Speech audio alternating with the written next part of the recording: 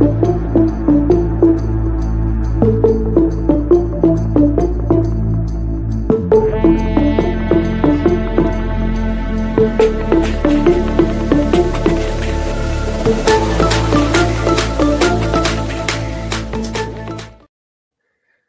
ladies and gentlemen, welcome back to another episode of the unofficial WCC Hoops podcast. I'm your co-host, Thomas Dunn, alongside the one and only Zach Farmer. And, I feel like it's pretty obvious where we're going to have to start this one. And, Zach, I'm just going to let you have the floor.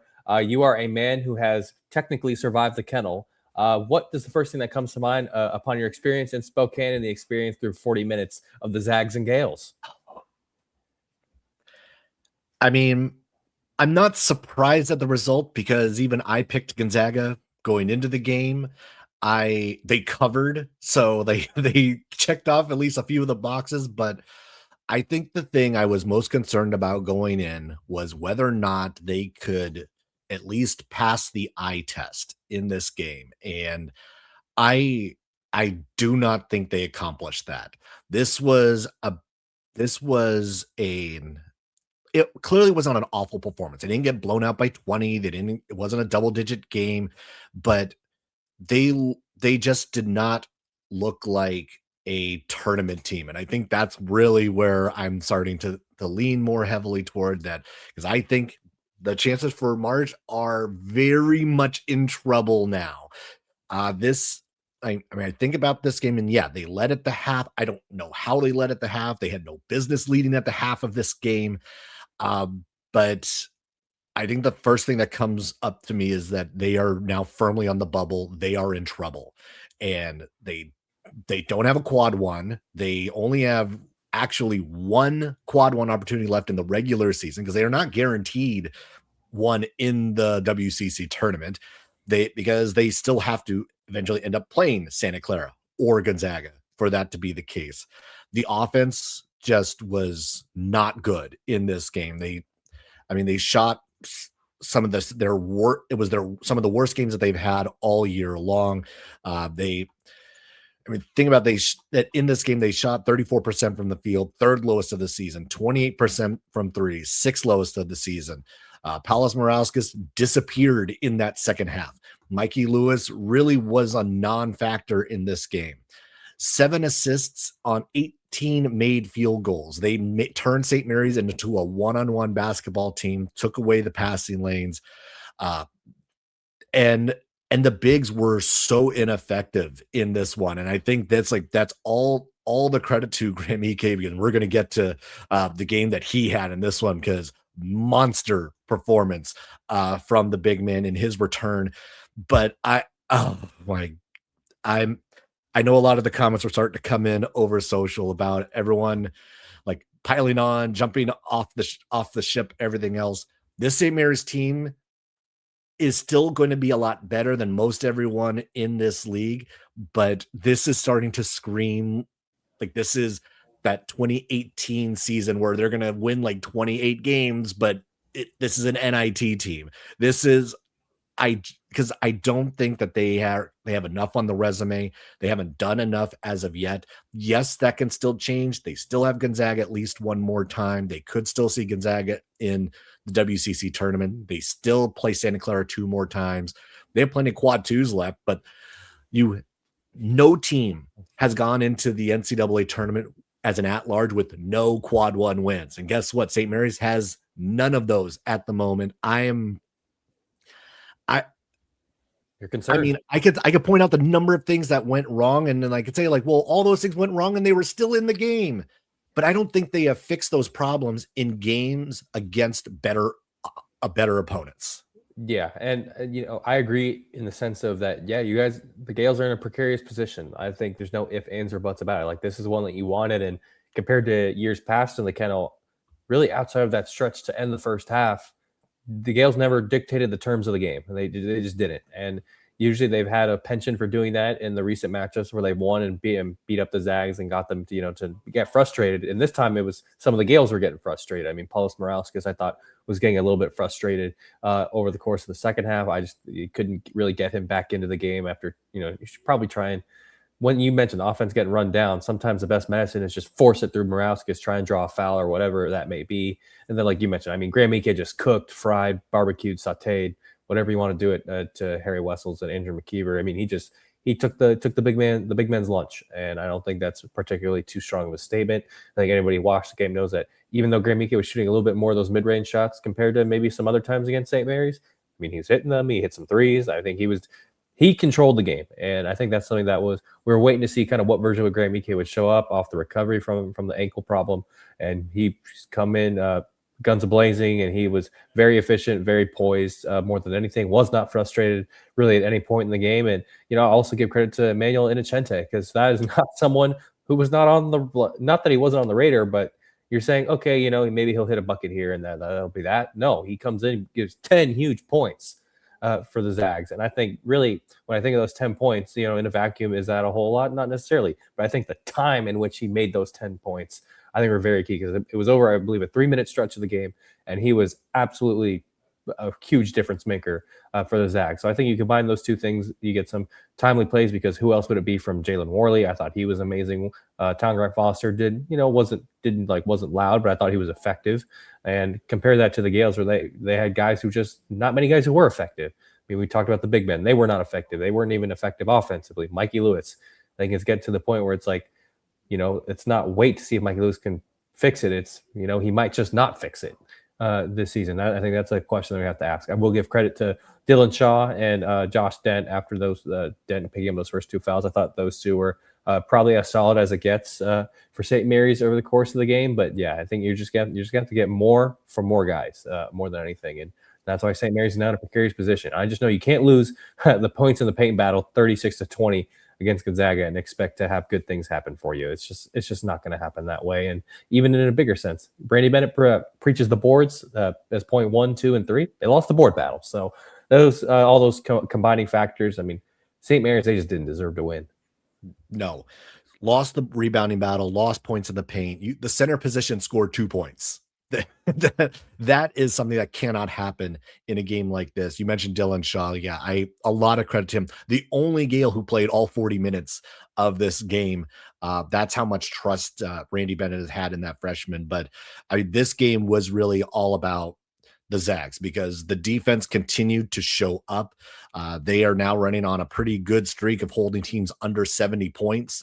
And that second half, like you could see just the defensive kind of like the feeling out in the first half, but in the second half, it was Inocente on Josh Dent, make his life a living hell. And it was Jalen Worley on Paulus Morauskas and just making it so difficult for him to get an easy look.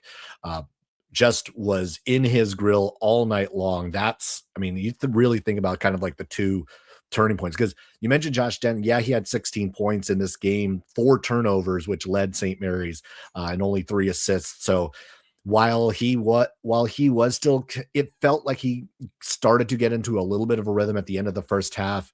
It just never felt like he was comfortable at all in this game. He was just being hounded all night long, and this again, it's like this, the Gonzaga defense just continues to impress night in and night out, and they're finding different ways to do it. Now switching to kind of Graham Ike because, dude, I mean, like 30 points, 11 from 20 from the field, 3 for 5 from 3. I mean, when he hit the first 3, I was thinking, oh no, now they are in St. Mary's is in big trouble. Then he hits the second and like, all right, you know what? This is going to be a Graham Ike night, and this was a Graham Ike night to write home for. He mentioned it in the press conference that he really wanted this one because guess what? This was the first time he had beaten St. Mary's at the Kennel. So this did mean a lot for Ike to be able to come back for this game, to be able to put on the performance that he did, and he was the leader tonight. And honestly, this is the type of performance that if it wasn't already kind of, or I think in my mind, it was already kind of a lock. I think tonight really was, or that on Saturday was almost a surefire lock of like, this dude's the front runner for player of the year in the WCC. You have that sort of performance in that environment, in the way he did it, under the circumstances. Like that's the sort of player that's going to still continue to be in the conversation for the national player of the year. Obviously, probably won't win national player of the year, but he's going to continue to be in that conversation because of performances like this, because he stepped up when it mattered most. And I think to a lesser degree, like he re-announced himself to the WCC Player of the Year. And I think the reason why I state it that way is because, when you miss some games and kind of in this heavy bulk stretch of games where so many things are, like contracting and compounded on each other via the schedule, like when you're missing games, like it kind of magnifies itself in the race. Kind of think of it like the NBA awards. How available were you? And I think Paulus Morauskas, I thought was the front runner for if the season ended today. I thought I would probably it would be between him and Ike, but I thought Morauskas would probably have more of a case. But now in this game, I think Ike more than course corrected, really put himself back on the pedestal. And I think down the stretch, whichever one of those two guys, regardless of how you feel of who should win that award, I think in practicality, depending on these final 7 or 8 games or so, I think this final stretch determines who actually does get the award. And Graham Ike did a hell of a job in just trying to stake that claim for him. I thought he was amazing. And I think more than anything, yes, like you mentioned, you can tell he wanted the game against St. Mary's. Like you mentioned, they had not beaten them in Spokane while he had been there. So it's a big deal. And I know there's not a maybe the newcomer of the year award. I don't know if he qualifies. I think he does, just because he only quote unquote redshirted last year. Jalen Worley. I mean hey, we tell you, the Zags got dudes. I mean they got a monster and they got a technician. I mean Jalen Worley is someone who any team. Oh, Jalen Worley is a guy that any team would love to have, and he has been a phenomenal star for the Zags. I mean, I just can't sing his praise enough, and I'll probably do more of it over the next month and change. I mean, he's been amazing, and I think he deserves credit in the same vein that Graham Ike is getting, and I think that those two are going to be the guys that really set the Zags up for bigger and better things. Because Braden Huff, he's still got some time away before, and Zags doing all this without Braden Huff, someone who had put pressure on Paulus Morauskas in the past, I think that's a big deal, because it shows that Gonzaga can win in different ways, and that St. Mary's is they got stuck in the mud on this one, and that Huff's not going to be there. That had been a known quantity, and the fact that the Gales still got stuck in the mud as much as they did, I think that is also equally as concerning as it is crediting for the Zags. Jalen Worley, just about 33 minutes in this game, he was plus 25 in a game where it was an 8-point difference. So in those 7+ minutes where he was off the floor, is a wild swing the other direction. Jalen Worley mentioned if he's eligible for that newcomer of the year, it feels like that's almost a lock, but definitely a lock for defensive player of the year at this stage. Like Jalen Worley has been everything Gonzaga's needed. We talked about it the other day, or one of the other episodes recently, where I'm almost in the camp of he has been their MVP this season. That while obviously he's not their best player, that goes to Graham Ike or Braden Huff, Jalen Worley has been the most valuable to this team because of the identity that this team has taken on over the course of the year. We think so much about Gonzaga and what their offense looks like, and their offense has still been largely effective, especially once Ike is in the lineup. But the defense has been what has carried them almost all season long. That has been the biggest difference for the Zags team. It's a reason why we think about the Zags being back in the conversation for a deep run into March.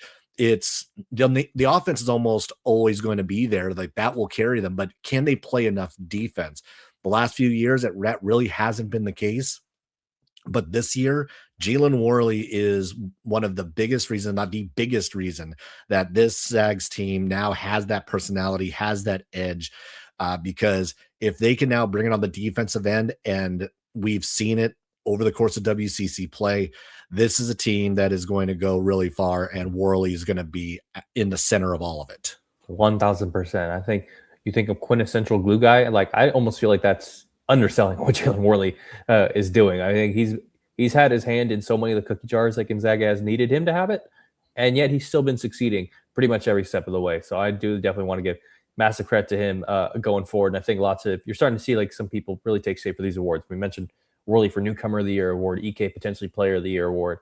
I think Freshman of the Year, I think less so for some of the guys, for example Mario Saint Perry. I think he's just having probably needed a little bit more in this recent stretch to kind of really like cement himself as one of the favorites. But we'll get into more of those awards down the line. But definitely want to give credit to Jalen Worley and the job he's done. And the Zags stay in first place. That is something that was in question for this game. Someone that many fan bases had a chance to have an eye on this game. And a massive credit to Gonzaga for taking care of business when they had to and when they hadn't done so in years past. And because going into the game, like obviously we had that conversation about what would happen. St. Mary's wins, Santa Clara wins, all that sort of stuff. Because right now it's like we just talked about how St. Mary's is now a little bit of trouble as far as that March possibility, them getting the call on Selection Sunday. I don't think they helped their case on Saturday, but a team that did help their case, even if it wasn't a great opponent, was Santa Clara, because they went down to Gersten Pavilion and whooped LMU by 31. Santa Clara has been taking care of the business that they need to do, and this was out the gate. This was they did not waver. This was pedal to the metal. And even if there was some bit of foul trouble in this one, it just did not matter in this matchup. No, it didn't. And you say that, I believe it was 28 personal fouls that the Broncos committed in that game. You'll be shocked to learn that Buki Aboye fouled out in that game. But going forward, I do. Yeah, like you mentioned, it was foot on the gas from the start. I mean, Christian Heyman only shot 3 of 11 from the field, and the Broncos still laid waste to the Lions. And more than anything, they got revenge for last year. They didn't even score 60 points at Gersten Pavilion last year. They needed it. They got it. And probably besides the fouls, probably the only thing that rubbed me the wrong way, Cherry Darlin shot a 3 with like 1 second to go, kind of for no reason. You're up 31 points. Like, don't do that. Like, you don't need to do that. Unknowingly, like, you're not gaining anything materially out of that. You're not getting in March Madness because you beat LMU by 34 points. All right. That's 104 to 73 was enough. So that was the only thing that really was just like, why did you do that? Brett Napper, career high 22 points, 9 of 14 shooting. That was one of the things we were kind of waiting on him this season. He has a lot of different ailments he's going through this season. And I think to see him kind of turn the corner, I think in recent games in that department, I think it's a big deal because he's an X factor. He's someone who really keeps the Broncos steady when it comes to initiating offense. And to see him doing it like that at LMU, he grew up in SoCal after moving from West Virginia. I think that's a big deal. He had a lot of people in the stands for it, and I think it was really well-earned. Shout out Alan Graves. I mean, what more can we say? Another double-double, 17 and 10, and look, I'm going to say it. Like, he's putting himself in Freshman of the Year talks, respectfully. Like, I will put it out there for Alan Graves. So he's, again, like, I think he's currently in the perfect quantity because, yes, Buki Aboye starts the game, but as coaches sometimes say, it doesn't matter who starts, it matters who finishes. And sometimes Alan Graves is in that finishing lineup, and he's very effective at doing so. So massive credit to Graves. And then KJ Cochran, another great game after building off the USF game where he had double digits. Now another game where 15 points in 18 minutes, did a great job. I really am enjoying his poise more than anything. I think it really stands out. And I thought Jake Ensminger, as usual, was a great connector. So lots of things going well from Gersten Pavilion. And I do want to give a massive shout out to my former radio station, KSU Santa Clara, made the trip, and Santa Clara Creative plugged in. They got some of their calls going. So to hear like all the recaps and stuff, going their way, that's just cool. That's just a cool thing to call back to. And I want to give a massive shout out to SCU Creative, probably one of, if not the best creative teams in the whole conference. I will go to bat for that as the Broncos beat down the LMU Lions in the game they had to have. And now, again, like I mentioned last episode, it's not fair to say it this way, but it just is. Now Pacific is the biggest game of the year. Yeah, and because now it's Santa Clara has to continue to build the resume. Like in games like LMU, games like Pacific, and Pacific is going, I mean, that's going to be a challenge. Like that's still going to be counted as a quad 3, I think it is, for because it's going to be at home for Santa Clara. This is a matchup where like you have to be able to do everything. Actually, at Pacific, that's quad 2 win. That's a quad 2 game. That's an undefeated team at Spanos. That is an undefeated team. Exactly. This is not going to be an easy one.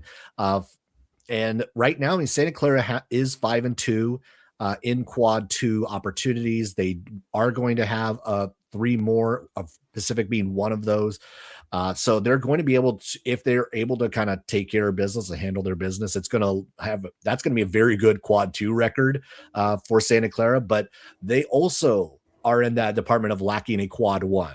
St. Mary's at the time was a quad 1. I think it was for the night after as Santa Clara beat St. Mary's, that was a quad 1, but it's no longer that. So Santa Clara is also still searching for that possibility. And right now, that the only one on the docket is actually the only 2 on the docket are going to be at home for Gonzaga and then at St. Mary's. Those are Santa Clara's 2 opportunities to pick up a quad 1 in the regular season.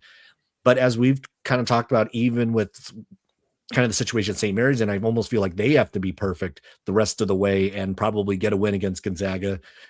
Santa Clara is kind of in a similar boat where they too have to be perfect, probably more than perfect, because they have that quad 4 loss just hanging around their neck.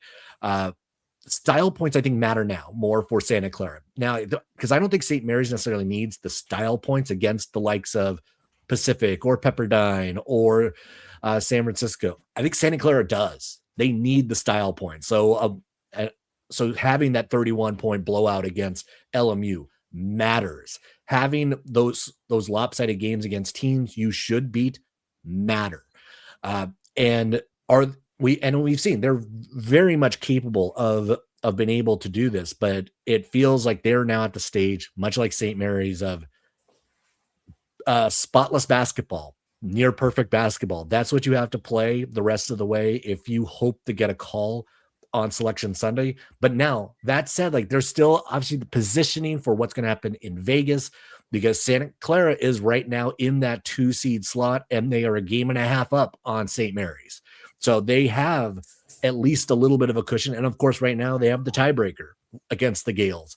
And if you can avoid having to play 1 extra game in Vegas, we know that can make a huge difference. That, and like you mentioned, what Vegas, it kind of compounds.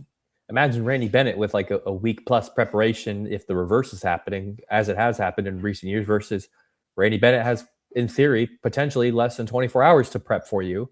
I think that makes a world of difference. And while acknowledging that the Gales coaching staff would definitely have an advanced scout and stuff like that, just because, they assume that they would take care of business, I think it gives Santa Clara kind of the freedom that they have not had in recent seasons when they go to the WCC tournament. And, the Broncos still have to excel. I think that's one area where that's one of the lasting things of Herb Sendek's puzzle piece, aside from the NCAA tournament, where Santa Clara needs to start executing.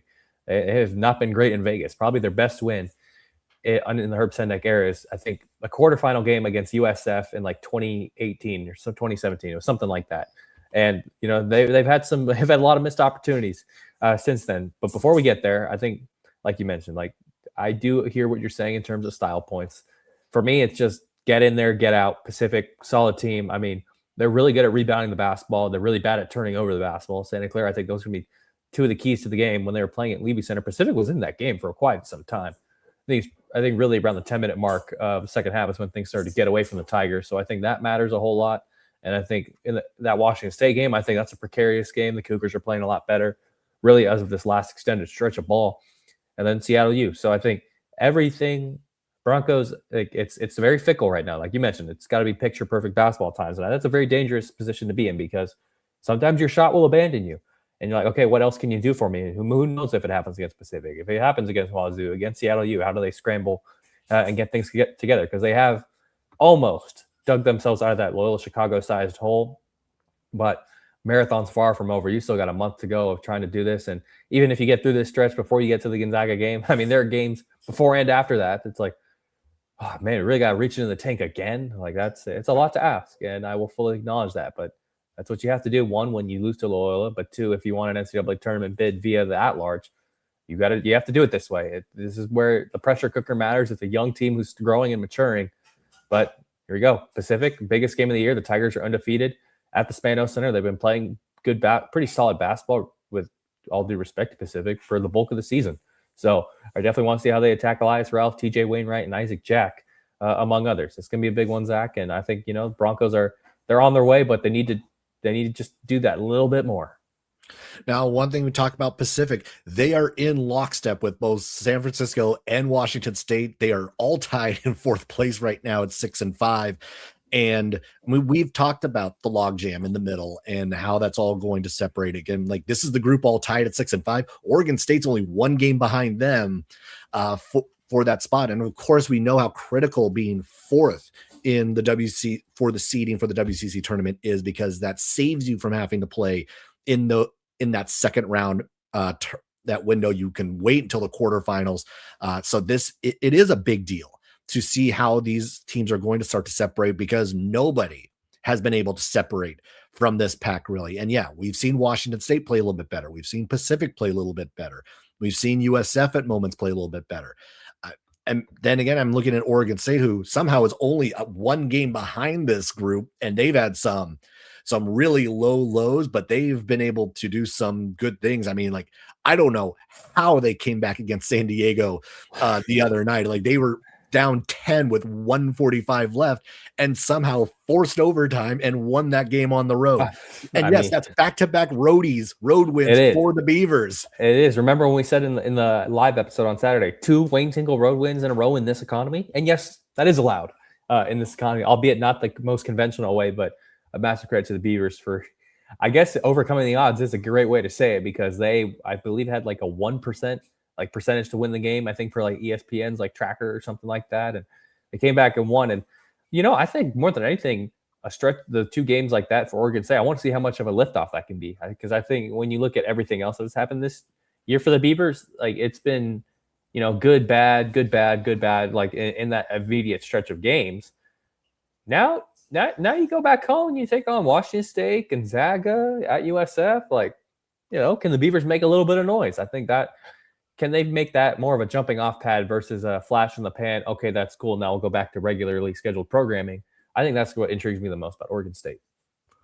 I will say, though, I think Oregon State has done this against the bottom half of the league. So I'm going to take this with a grain of salt, even though, yes, like they went on the road, they got those wins, and you still have to get the wins and handle your business. But the fact that they're now going to start to play a little more of that top half, that middle pack of, like, I'm more concerned about Oregon State still, because I'm waiting for someone to kind of jump off the page, and we know that just hasn't quite happened yet. Now Washington State, again, like that's going to be an interesting matchup on Wednesday as we start to think about what we're going to see this week. Washington State at Oregon State, and they both need this win. I think Washington State, I mean, they're coming off a massive win against Portland. I did not see a triple-digit game coming from the Cougars in that one, because they too put up a 30-point win against the Pilots and ran away from them really early on. Yeah, I was wrong in that game. Let me be first clear for all the Cougs fans who probably watched that Saturday episode and said this guy could not have been more wrong. I was like, oh, Portland can get out to a lead. Washington State will reel him back. No. That was pedal to the metal. That was an evisceration. Yeah, that was a game where you just you get Emeli Yalaho like getting 26 points in that one. Like one of his best nights, if not his best night of the season. Got some really good contributions and kind of still stemming the tide until they get Thrasterson back, which might be in the next week or so. So they are putting themselves in position to then if they can get him back, when they get him back, and be able to kind of just ease him back into the rotation. And for a team that is starting to play a little bit better right now, it has opportunity to kind of separate themselves this week. I will say like that now. They do have Santa Clara on Saturday. That might be actually a little bit tougher of a road to kind of go back to back on the road. Both Oregon State on the road and then back home for Santa Clara. And Santa Clara, as we've talked about, is playing well. They're going to need that game. But the Cougs have an opportunity there. I mean, because I feel like that middle group all kind of have challenges this week. I mean, Pacific is playing Santa Clara, and then USF has to play St. Mary's on Saturday. So none of them are getting really a reprieve this week. It's very possible that all of them just split their 2 games and we're right back to where we were this week, talking about they're still all tied and there's no separation between any of these teams. Not at all. And I think you look at Oregon State, they have the possibility of adding themselves into that mix. Like if depending if they beat Washington State and then they lose to Gonzaga, I think. But look, here we go. Add another team in the mix. San Diego not too far off, although they lost a game that they should have won. To be quite frank about that. So really, really fascinating to see how this middle of the pack. And we talked about this ad nauseum, and even going back to preseason, it's like, man, this is like 4-10 area could be a bar fight. And here we go. Exactly. We're seeing most of what we anticipated in that market. And even some of the teams that are a little bit lower than anticipated, like Seattle U. Do I think Seattle U is a ninth place team? No, I don't. Like I think are a relatively solid basketball team. And I think they can be a lot better than they have been. Now they just have to go prove it, which is obviously another discussion right now, considering what the Red Hawks have been and have not been able to do over the course of their WCC slate. But I think it's going to be fascinating to see this come down the stretch. Seattle U is, I think, the one this week who's going to have an opportunity to kind of sneak back into it because they're at home for Pepperdine and then on the road at Portland. So they have two of the teams there toward the bottom. So there's going to be a chance for Seattle to maybe pick up a couple wins, start to sneak back into this race. Because I agree, like I think we've seen them play so much better than what they've been, like at least like through that maybe mid part of January where it seemed to kind of go off the rails a little bit. They can play more like what we saw those first 2 weeks of league play, the rest of the calendar year. That's when we'll actually see a Seattle team that can climb back into this and really, really be able to do some damage. But the rest of the conference slate, because we're already past the halfway point. It is now February. We are looking at the possibility of a very entertaining WCC tournament because of the way it's all shaping out. But all eyes obviously are going to be on what we see from, really, I think it's going to be what St. Mary's can do and what Santa Clara can do, because now that these two are kind of like the two squarely on the bubble, the two that are going to draw the most attention, and the two who really have little room for error at this stage. Both of them are going to need to play, the perfect basketball. Santa Clara with on the road Pacific and Washington State this week. St. Mary's with their home for San Diego and then home for USF. And USF gave them a little bit of a run there on the hilltop just a couple of weeks ago.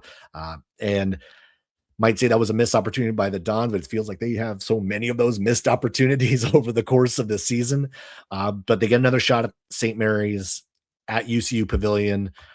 And we'll get to those matchups. We'll talk a little bit more as we get later into the week, but this is now, it's crunch time. We're 1 month away from the WCC tournament. This is now where teams who are supposed to be in the tournament should play like they're supposed to be in the tournament. There's no more, we have this, we can kind of ease into certain things. We can play these out. No more. This is now the time. You better come to play every single night because everyone else is going to as well. Santa Clara, I think they have been playing a lot better, and that if they continue to do so, they're at least going to be in that mix when we get to Selection Sunday. St. Mary's needs to figure out this offense because, I mean, the longer actually we've gone, and maybe the last couple of weeks are starting to show this a little bit more, as I'm concerned about the youth of this team. And something we really didn't talk too much about, sort of like the fact that like this is a younger St. Mary's team. We're not used to seeing this sort of group. Their lack of experience might be one of the things that's starting to show. And in a game at Gonzaga, the way that went down, that could have been, they seemed a bit rushed at times, that they weren't as patient as maybe they should have been in certain moments. And it wasn't as kind of tight as we're used to seeing a St. Mary's team, and kind of going into the rest of the year. And how quickly can this team grow up and be able to play tough in those tough moments? Because the 4 losses they have, Santa Clara, Gonzaga, Boise, maybe you throw out the Vandy game because that one got out of hand pretty fast. But the other 3, there were opportunities to win late, and they have not been able to kind of be able to do enough to get over the hump in any one of those contests. Yeah, and I think St. Mary's and Santa Clara echo some of those similar sentiments. Like the Broncos had a chance against St. Louis, they just couldn't get it done. New Mexico, that got out of hand very quick. Arizona State, I mean, they choked it away. I mean, there's no ifs, ands, or buts about that one. Loyola Chicago, not great. Gonzaga had that one stretch of game where it just got out of hand, and then that was all she wrote. So I think both teams have had missed opportunities, and I think what it does do is it amplifies that they have to be on their P's and Q's that much more. And you look at, like I've talked about ad nauseum over the years of the Broncos' flat tire game. Now the Gales can't have a flat tire game, and they have not had those flat tire games really in recent memory at all under Rennie Bennett. So like, let's give credit to St. Mary's for like doing that. They've taken care of business against pretty much everybody outside of Gonzaga on a consistent year in, year out basis, no questions asked. Now, I think, like you mentioned, this is where that youth question becomes a lot more amplified in the sense of, do they get a flat tire? Does USF kind of catch them sleeping as they try and dust themselves off the mat and get ready for some of these bigger games later in February? I think that's going to be a massive question. How does the youth kind of respond to this type of adversity? One where who knows if that outside noise has made it into the building at all for the players. I know the coaches are subscribing themselves to the, we're on the March Madness bubble or whatever that is. But, if the players hear about it, how will they react to it? So for me, I'm looking to the leadership of this team, Paulos Morauskas. Like, this is where you showcase that you've actually made that jump from last year to this year and showcasing your force. Randy Bennett mentioned showcasing his leadership after the USF game. That has been a noticeable improvement. All right, this is a time where they need you, boss. Like, you got to step up to the plate. And I think both the Gales and the Broncos need that leadership to stem the tide. One game at a time. Only focus is his ex-opponent, whether it's San Diego for the Gales, whether it's Pacific for the Broncos. I mean, there's no flat tires allowed. No one's coming to save you on the side of the highway if you have a flat tire. No one's coming to save you. The only you can save yourself at this stage. You have to handle your business, do what you can. Both these teams squarely on the bubble. One team moving one direction, one moving the other, it seems like right now. But there is a wild scenario, of course, that they both can get the call if they handle their individual businesses. And I mean, just the random note of like, but they're not the only Bay Area schools who are squarely on that bubble. Both Stanford and Cal are sitting there too. So there is at least a possibility that they're going to have some competition when it comes to those last few spots. St. Mary's probably still could make its way, depending on what they do, to get back to maybe like a 9 seed or something like that if all things go perfectly. But they're hovering probably right around there, that 10-11 seed line. Santa Clara, if they were to get in, right around there as well. So both these squads really need to be on their P's and Q's, do all the little things right. No more flat tire. It's not even no more flat tires. You also need a big win in addition to the no flat tires. But big week for both these squads. St. Mary's hosting San Diego on Wednesday, Santa Clara heading to Pacific. Both those matchups, I think, are going to be fascinating to watch as we kind of go. All right, as we start to get out of here, any last thoughts for the Wednesday slate? Well, I know this isn't necessarily to the Wednesday slate part, and I will wrap with that. But I'll go back to, you mentioned all the California schools being on the bubble, San Diego State there. Like, what if we just had the first 4 in Davis? What if we just did that? Who needs it? Who needs it at Dayton if we got 4 California schools? Santa Cruz. We go down to Santa Cruz. I don't have good memories of Santa Cruz, so I can pass on that one. Okay. I will respectfully pass. But imagine give me the pyramid. Give me the pyramid in Long Beach. You know what? I'm down. So, like, imagine, just for the sake of argument, we had St. Mary's, Santa Clara, Cal, and San Diego State in the first 4. Yeah, let's go to the pyramid in Long Beach. Why not? I think it'd be extremely funny if it was 4 California teams having to go to Dayton. I think just in general, that's a very hilarious thing to happen, of all things. And someone posted, I forgot who it was, but I'll give them credit if I find it.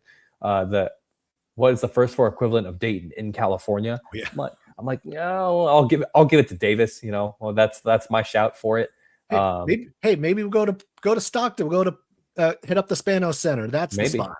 Maybe. But yeah. And then, so turning that into, potentially a scheduling thing for next year, I think, I've been talking with Rocco Miller, like, let's have a NorCal Classic at the Chase Center. Like, if it's St. Mary's, USF, Santa Clara, Cal, Stanford, San Jose State, Sac State, Hoover, Pacific. If you want to invite all the, let's just get something here. Get 4 games going all day. And that way you can't, 1, nobody can run and hide from each other to start with.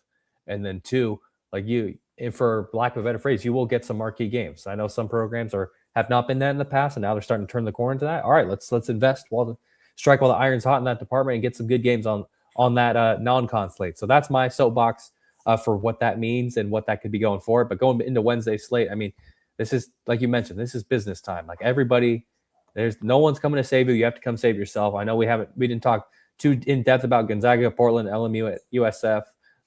Those games, like did LMU quit? Like I've seen them just fall flat on their face too many times this season, where it gets hard and they kind of just can't get back into games. That's not what a Stan Johnson team does, and I'm concerned from a big lens, what it looks like if USF jumps on the lines after, and they're going to want revenge. The Dons, they let one slip away, and that's being very kind to how that game at LMU ended, and they're going to want their get back on that. So if the Lions get down 10 early, do they fold like they have in some of these last few games, which would be very concerning, a very concerning trend at all that for Stan Johnson and company, and can the Dons try and stake that claim as a fourth place team?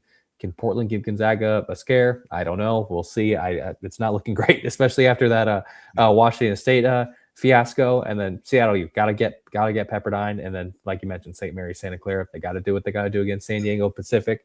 No one's coming to save you. You got to find a way to get it done. Do get it done. Live to fight another day. Get to Saturday, and then do it all again. All right, well, that'll do it for this episode of the unofficial WCC Hoops podcast. Be sure to hit the subscribe button on YouTube, Spotify, Apple Podcasts, wherever you are listening to the show. Be sure to follow along on social media at unofficial WCC pod. That is Thomas. I'm Zach. Thanks for watching, everybody, and we will catch you later.